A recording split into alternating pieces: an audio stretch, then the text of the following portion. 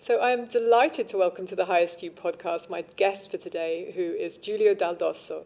Giulio is a finance director in the luxury retail sector, and for the last 3 years he's been the FD at Hugo Boss regionally. Prior to that, he worked for LVMH, where he was with companies including Loro Piana and Guerlain. And I've invited Giulio to come share his experience of leading in luxury, particularly because he's a finance guy who leads with soul.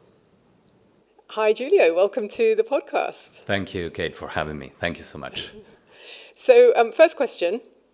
It's the obvious one, and it's the reason that I've invited you to come and have this conversation, really. As a finance guy, tell us about your journey from numbers to putting a priority on human flourishing. Yes, so as many other finance guys, I started with my university career and then developing consultancy activities, both in France, in Paris, and also abroad. When I moved to Dubai, I started to develop not only the financial skills that I've been learning for all my past 15, 20 years, but I start to focus on people. And empowering people is now one of my most important elements in my leadership skills.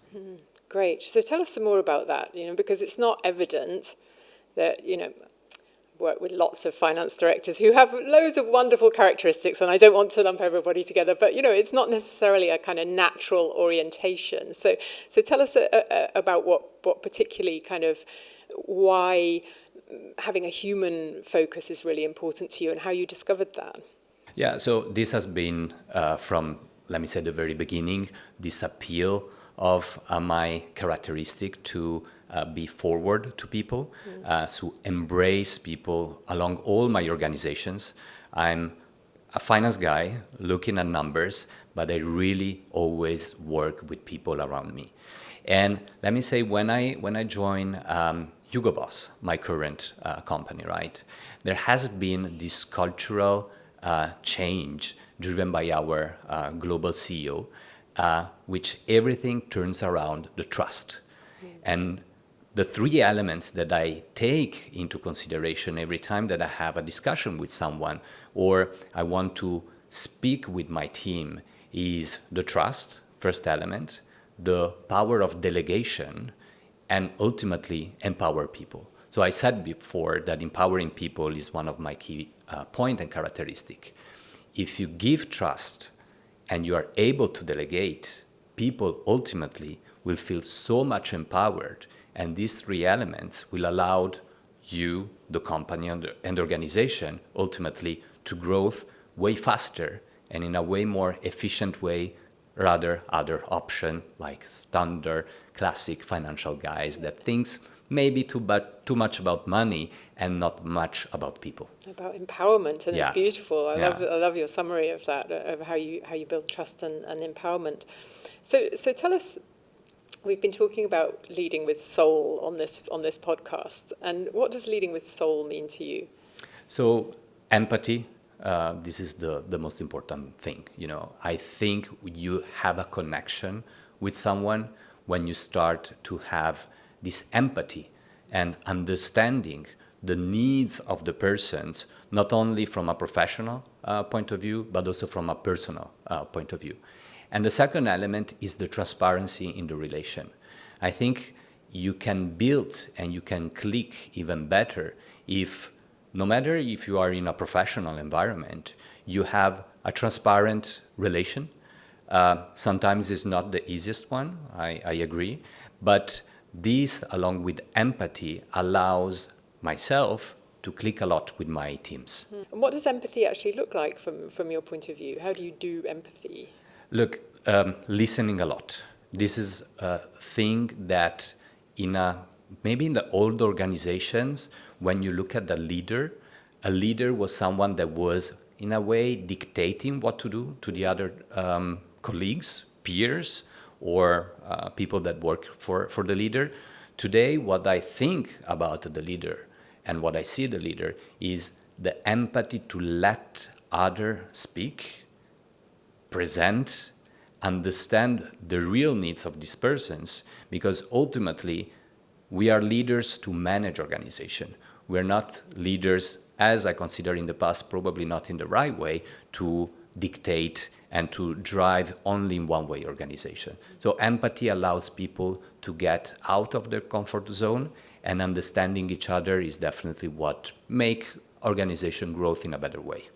Beautiful description of it. And I think, this idea of kind of listening to your people to really understand who they are and what they need and how you can help them to be effective. And I guess that's what we care about at the end of the day, isn't it? We care about people as individuals, and we care about them as effective individuals in our organizations. So, yeah, sounds like a great way of generating that. So what's been your biggest growth experience, and what insights has that given you in terms of how to lead well? Where I grow the most in my professional career is when I start to deal with people with different nationalities, cultures, and way of thinking. So I started in Paris, where French people are amazing.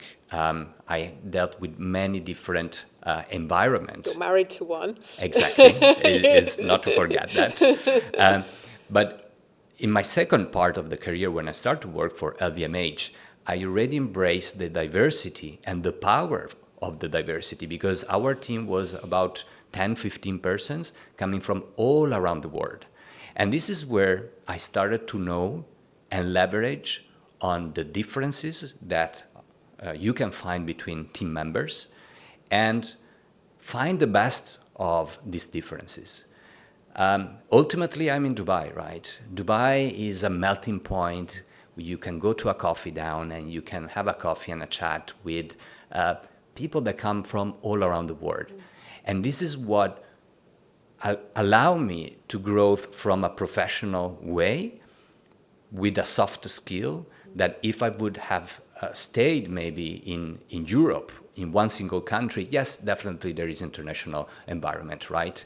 But I was so lucky to come here and to have ultimately in my organization, maybe we have more than 20 nationalities.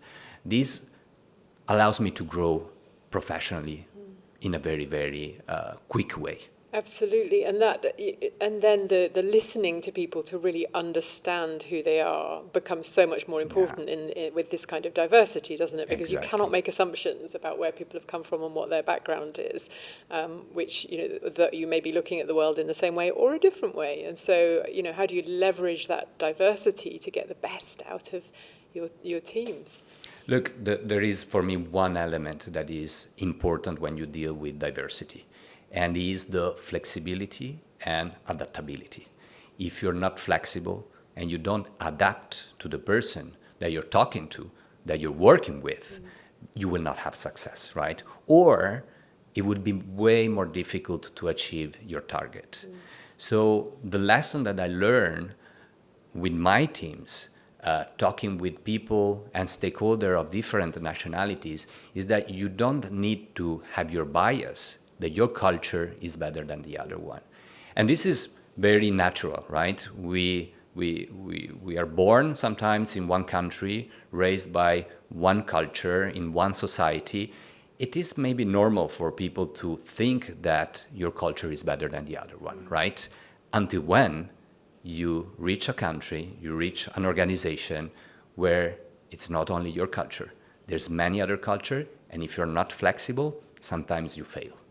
Beautifully described. And I think, old school leadership used to say, I have my way, I'm the boss, and therefore other people have to adapt to me. And, this is definitely a new way of looking at the world. And it's going to be a way of looking at the world that's going to serve you very well as more Generation Z come into the workforce and kind of expect to be understood, listened to, seen, heard, developed, all of these things. Actually having the ability to listen and understand people from different backgrounds, I think is a major advantage to leaders in the new world of work. So tell us about how your values figure in your business life. Very interesting question, but it's pretty much consistent since I start to work. Is the curiosity. So be curious for me is an excellent value that I spread all over my teams and my peers and even my directors. Be curious helps you to to think outside the box sometimes, to do the extra effort, and to understand things that maybe, as we said, coming from a finance background, sometimes is more number-driven and black and white, but being curious allowed me and still allows me to go on other sectors, on other fields of my organization, right? The second element we have just discussed is adaptability and flexibility. This is very, very important. And the third one, and I think is one of my, it's not the last one, but probably the most important one, is be positive. Have an attitude that not only allows yourself to be aware of the positiveness that every day is accompanying you all over the day, but also this has been indirectly transmitted to the people around you. And when you're positive, people feel it. So be curious, be flexible, and be positive. It's something not only for you, but are value that ultimately have an impact on the people around you. It's the very description of a contemporary leader and the qualities that need to underpin that. When we're facing into an uncertain world, you can't know it all anymore, right? Because there's a whole bunch of things that are coming up that none of us have had exposure to. And so this curiosity, this desire to learn it all rather than know it all, I think is a really fundamental mindset for leaders in the future. And the flexibility and adaptability also, because set ways of doing things may not work in future. So we need to build in this capability to be able to adapt to change as it occurs. And this positivity, I absolutely love it. I mean, it's a joy to work with leaders who are positive and who are optimistic and who see the best and celebrate the best in others and their achievements. So tell us about any challenges that you have experienced in aligning your values with your work and what you've had to do to overcome those. We talk about these values, right? And I think when you have to take drastic decision on a short term, the alignment of these values is not that difficult, but is extremely important to succeed on the result of the task. Let me take an example. We have been through two major crises, the one that I know professionally. 2008, Lehman Brothers, subprimes, and recently COVID in 2020, 2021, and many other years maybe later. If at that moment, or not if, at that moment, drastic decision has to be taken, especially from a finance point of view in big organization. Decisions that were not very popular, right? Many people sometimes don't accept this kind of decision. But if, as a leader, before the crisis, you connect with empathy, you create this relation with the person that, look, they don't only accept why you take a drastic decision, but especially understand why this decision has been taken. This will let the drastic decision to be a little bit softer in terms of perception, despite, again, in tough times, sometimes tough decision has to be taken. People know that you genuinely care, and that's been established over time. So they can understand that if tough decisions have to be made, that they come from a place of caring, even though they may be difficult decisions. Yeah. So tell us about any practical leadership lessons that you can share about aligning who you are with how you lead. Look, the first and maybe the most important one, and today it's very well spread all over the leadership classes and discussion and podcast, is the awareness of yourself. You need to be aware of who you are, your strengths, and at the same time the weaknesses. Because the strengths is very, let me say, easy to share your strengths and teach your strengths to other people. But at the same time, you need to be aware of your weaknesses. Why? Because every single person that you meet, every single meeting that you have, every single discussion that you have with someone, you need to be ready to learn how to improve your weaknesses. So I think for a leader, going at that level of awareness is extremely important. A second element of leadership for me is the lead by example. Today, as I said before, there are many, many books, YouTube video, and some other tools where leadership is, you can learn how to be a leader, but then in practical, how many people really act like a leader in an organization. And I go back on what we have discussed about the crisis. You have sometimes in crisis leaders that come up even at the very junior level, and you don't expect these persons because our reliance, they show reliance, they show commitment, while other persons that maybe are at a very senior level, during a crisis, they don't show the leadership that is needed. And another manager of mine told me, during crisis, this is where leaders come up, and you see the real leaders in this difficult moment. Yes. Leadership is forged on the anvil of challenge, right? So crisis is a great crucible in which to form one's leadership. And you're right, some people rise to those challenges and other people don't. I'm also really delighted to hear your emphasis on self-awareness, because I think, not every leader stops to consider the impact that they have on other people, and that's what you're doing. I guess when you're becoming aware of who you are, you're thinking about who you are in relation to the people around you and the impact that you have on them, and that's obviously something that's that's important to you, Giulio. Yeah. So self-awareness started many years ago. Maybe I was 18. I was coming back home one day, and I was frustrated. I don't remember precisely the reason why, but at that time I visualize the problem like a drop of rain that, yes, touch you, so you feel it. Same as a problem. When there is a problem, you feel it. But then you have to find the ability to let the drop go through your body and ultimately hit the ground.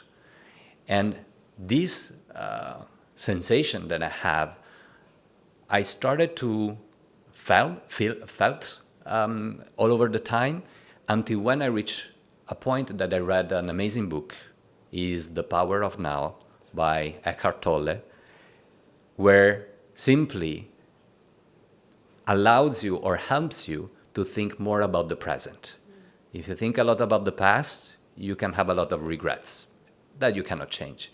And if you think a lot about the future, you can get some stress, anxiety. And studies says that 85% of what you're thinking that might happen tomorrow actually is never happen. So the living the present and let the problem touch you, because you need to understand the problems, but that in a very short time let them go, it's something that I tend to do when I face these situations. I'd love you to have a conversation with my mother, who spends probably 80% of her time worrying about things that absolutely will not ever happen, Yeah. A master scenario planner. But no, the power of being in the present moment and recognizing that that's all we have really is now and now and now and a series of now. And the more focused we can get in that, the more present we are and the less concerned we are for, what may happen or, coulda, shoulda, woulda, what we might have done differently. So thank you for sharing that insight. It's beautiful. So Giulio, tell us, what does becoming the highest version of yourself mean to you? Always on a leadership point of view, I think being a leader is very important, but being a team player is probably even more important. Today you find a lot of leaders that, again, as I said at the beginning, are very more dictating their point of view, their vision, the strategy, and maybe they don't listen to their team. What I like to do with my teams is to be a team player. Of course, the society and an organization has titles, has some levels that has to be respected and acknowledged, but ultimately, I am happy when I feel part of my team and they recognize myself as a member of the team and not as the boss of the team. And when I reach this level, I'm very, very much accomplished. It's a really brave leader who's happy to see themselves as a member of the team. And I think it speaks to your own evolution beyond your ego, actually, that you're leading from a place of connection and a desire to co-create with the people around you, to bring out the best in them, and to, not to be seen as something different and special, or somebody who kind of, has all the answers, but to be seen as a genuine contributor with your team. So, Giulio, tell us, when it all goes wrong and it's a horrendous day, how do you deal with these sorts of days and these sorts of setbacks? So first of all, every day you have something that goes wrong, right? So I go back on what I said before. The power of now is very important. So be present, acknowledge that something is not going as planned, but immediately trying to find a solution and the action plan to move forward. It's not easy. But what I always recommend, and I was always looking into myself and my brain when the situation happens, is that if it's not something personal and very deep, and let's talk about professional, something will be found as a solution. You don't need to stress much. You don't need to think too much on the outcome of that, because when you are, and we go back on people, when you are surrounded by smart, intelligent people that already click with you in the organization, you as a leader, you will immediately find solution thanks to the people that are around you. It's great. And I love the underpinning mindset that I think you've got here, which is, a setback is not a terminal thing. A setback is a challenge to rise higher, a challenge to work with the people around you to come up with more creative solutions. So I think it's a really healthy way to approach these things. Not a setback as this is something that shouldn't happen, or this is a disaster, or And I think keeping it, right-sizing it, and seeing it as a challenge to greater evolution is a wonderful way to look at it. So last question for you, Giulio. So what practices do you have that are the most helpful for your personal growth and expansion? In terms of personal life, let's say, I found, of course, having a work-life balance is very important. We accumulate, you want or you don't want, you accumulate stress during your workday, right? And sport and meditation is what I do. Sport, because it allows me to increase the level of dopamine, bring my muscle very active, and be focused on what I like, which is gym first and swimming, because I currently swim and practice competition around UAE. And on the other side, when my body sometimes is tired from physical effort, I go to or meditation or yoga session where the simple breathe and understand and let all the thoughts outside these 60 minutes that you have is extremely important for me to get away and refocus on not only my muscle and my body that I must feel, but also on clear everything that I have accumulated during a tough day. And on that note, I'm going to suggest that we take a deep breath together and say thank you very much, Giulio Dal Dosso, for a lovely conversation. I appreciated your time very much. Thank you.